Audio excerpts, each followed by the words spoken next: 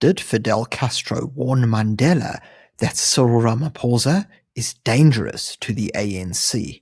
Let's explore this issue as well as how Castro actually shaped ANC policy as we know it.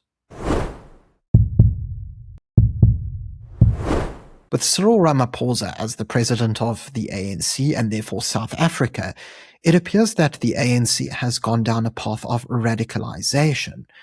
While of course it does seem that they've become more vocal as well as more aggressive in the implementation of socialist and perhaps even borderline communist policies, it's important for us to understand that this is actually no surprise, because after all, the ANC was very heavily Soviet aligned back during the apartheid era.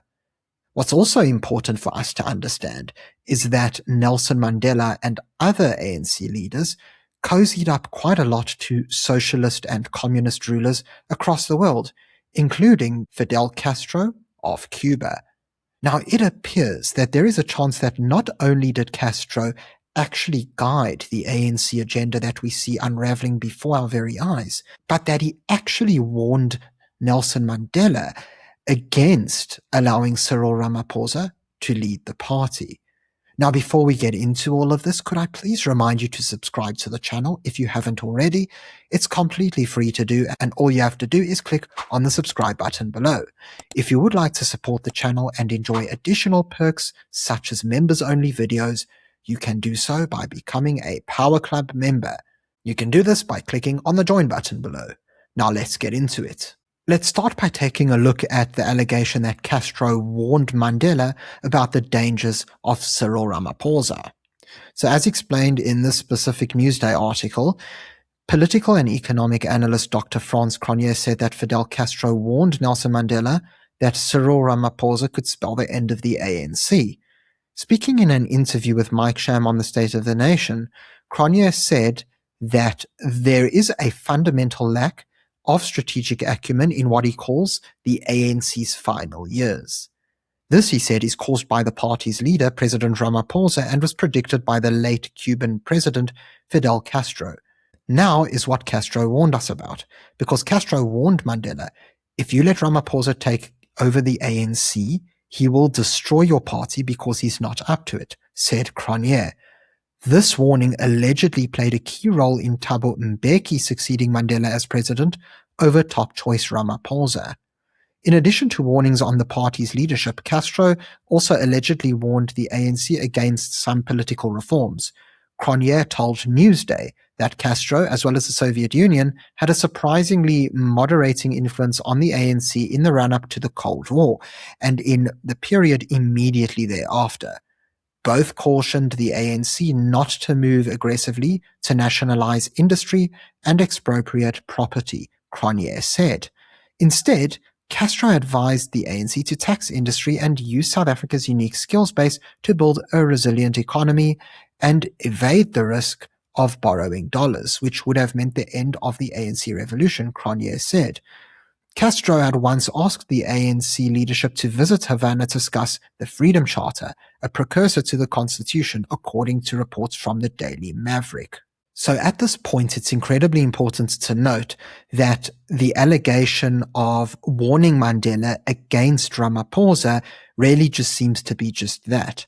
I did additional research into this, and apart from Cronje's remarks, I wasn't able to find any other evidence or testimonies that actually suggest that Castro did indeed fire this warning Mandela's way.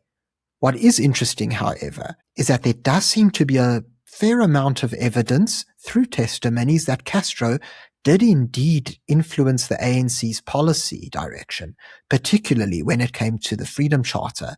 But before we start speaking about that specific incident, let's just remind ourselves quickly what the Freedom Charter actually is. So I decided to consult Google Gemini to see if we could get a short summary of what the Freedom Charter is, and it explains that this Freedom Charter is one of the most significant documents in South African political history.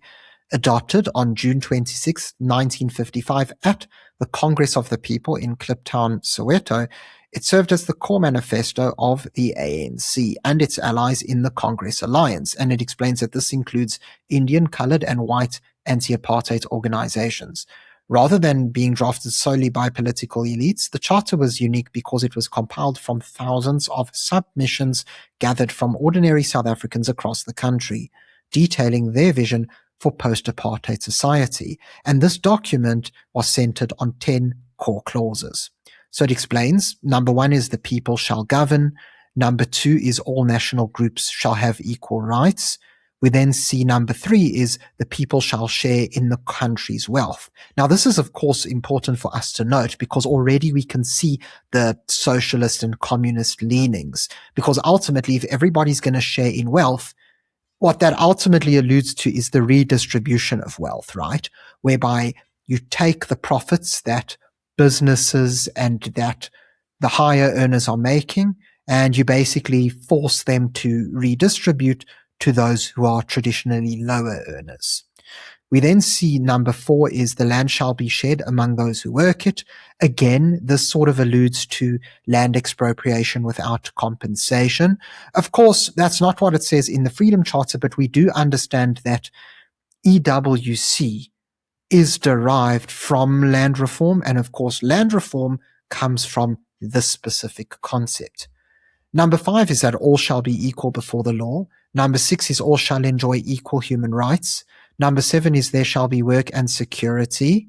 And of course, this, as it explains here, is equal pay, the right to form trade unions, a 40-hour work week, really all of the sort of stuff that we see in the Labour Relations Act. The doors of learning and culture shall be opened is number 8. Number 9 is there shall be houses, security, and comfort. And while this statement is quite broad, it really does provide the foundation for RDP housing as we see it today. And then finally, there shall be peace and friendship. Now that we've recapped what the Freedom Charter is, let's take a look at how Castro may have guided not only the ANC's approach to the Freedom Charter, but other policies as well. So it was actually Thabo Mbeki, the former president of South Africa, who revealed exactly what his meeting with Castro entailed. And as he explains here, Cuban revolutionary leader Fidel Castro warned of the challenges the ANC would face in implementing the contentious Freedom Charter, saying the party should get political freedom first before transforming the economy. This was revealed by former President Thabo Mbeki following Castro's death at the weekend. He was 90. Just to recap, this is quite an old article. It was published 9 years ago, but it's still important information for us to consider nonetheless, especially when we look at the policy direction of the ANC today. So the ruling party has often been wrapped over the knuckles for its slow pace in transforming Africa's largest economy, and the cabinet ministers are critical of that. We see how Deputy Finance Minister of the time, Mcebisi Jonas, said the social and political pact reached in 1994 has collapsed and that the country's leaders needed to find a new social consensus. Of course, we've seen Jacob Zuma, who was the president at the time, speaking out about the economic situation. But then what's really interesting is how in an interview on YouTube, Mbeki explained that he was part of the ANC delegation from Lusaka in Zambia, led by party president Oliver Tambo, that was invited by Castro to the capital city, Havana, during the dark days of apartheid. The Cubans had insisted on discussing the Freedom Charter, a precursor to the Constitution, which calls for the nationalization of mines, banks, and other commanding heights of the economy. Castro, who was internationally recognized as one of the 20th century icons, warned the ANC about the challenges it would face in implementing the document, which was adopted at the Congress of the People in Kliptown in 1955. Already by claiming that he's a 20th century icon, we can hear which sort of political leaning the writer of this article has. Continuing, I think thrice this message came that Comrade Fidel was saying, let's be ready to discuss the Freedom Charter, Thabo Mbeki explained. We were a bit puzzled as to why this interest. Anyway, we got there, and indeed there was a discussion on that.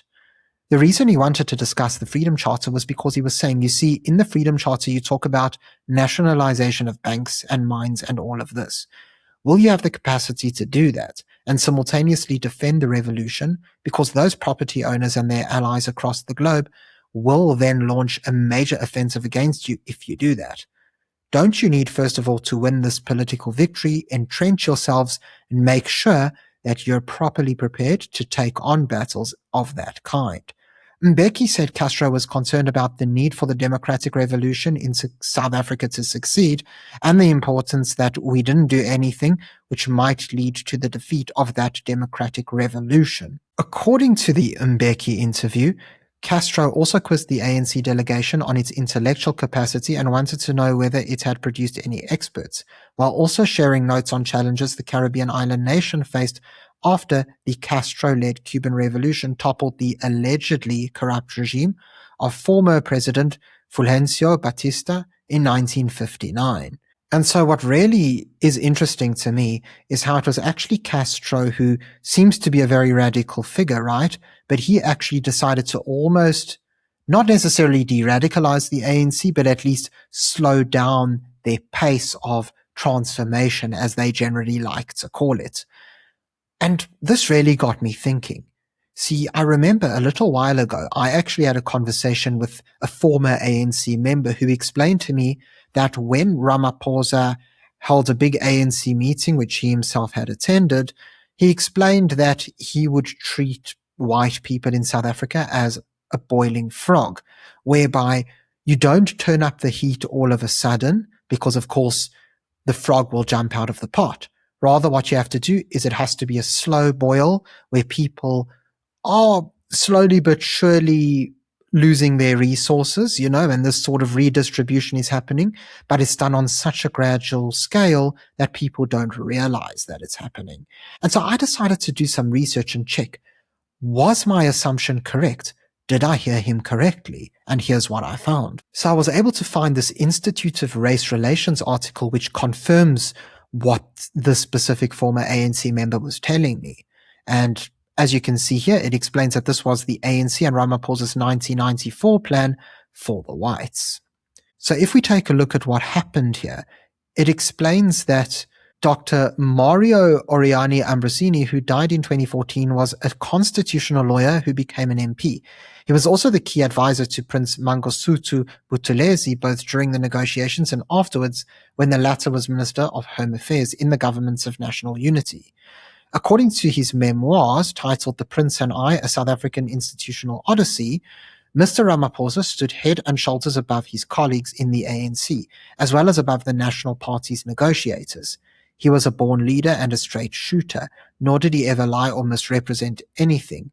What then are we to make of this paragraph in Dr. Oriani Ambrosini's intriguing memoirs? In his brutal honesty, Ramaphosa told me of the ANC's 25-year strategy to deal with the whites. It would be like boiling a frog alive, which is done by raising the temperature very slowly. Being cold-blooded, the frog does not notice the slow temperature increase, but if the temperature is raised suddenly, the frog will jump out of the water. He meant that the black majority would pass laws transferring wealth, land, and economic power from white to black slowly and incrementally until the whites lost all they had gained in South Africa, but without taking too much from them at any given time to cause them to rebel or fight. Since then, Ramaphosa has had a great deal else to say. He said recently that radical economic transformation requires policies with an overriding focus on the creation of jobs. Policies that do not create jobs or that threaten jobs must be reviewed and revised. The thinking is incompatible with expropriation of all white wealth, land, and economic power. And so, as we take all of this into consideration, Castro's influence, and rather, let's just say, the Cuban communist government's influence on the ANC, is pretty much undeniable. You see, not only has Ramaphosa actually implemented this slow boil approach, which really was suggested by Castro to Mbeki and that specific delegation, but we've also seen it in action, and in an increasingly radical way in recent times. Of course, we can point to the likes of bills such as the NHI and land expropriation without compensation. And of course, the progressive tax that South Africa has, the VAT hike which the ANC attempted to implement but failed to do, and of course, other policies such as RDP housing, BEE in unemployment, and even racial quotas when it comes to sports. Ultimately, it appears that the ANC is well on the road to implementing this underlying communist manifesto. And while we don't necessarily have evidence to suggest that Castro did in fact warn Mandela that Ramaphosa was dangerous, what is undeniable is that his overall goal for the ANC and their road to ambition has been followed precisely by the ANC government. Thank you very much for tuning into this video. If you enjoyed it, please remember to subscribe to the channel for more content. Until next time, I'm Matthew Cohen, and this is the Power Pod.